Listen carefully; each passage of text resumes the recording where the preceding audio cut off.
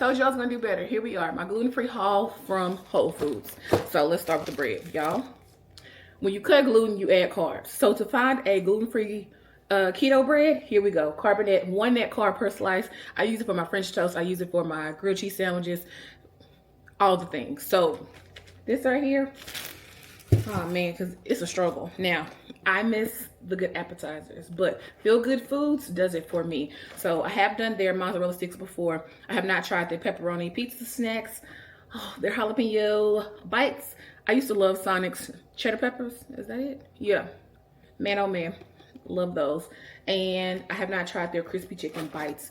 And I also love the Bell & Evans chicken tenders from Whole Foods. So I said I was going to do better, and here I am, showing up.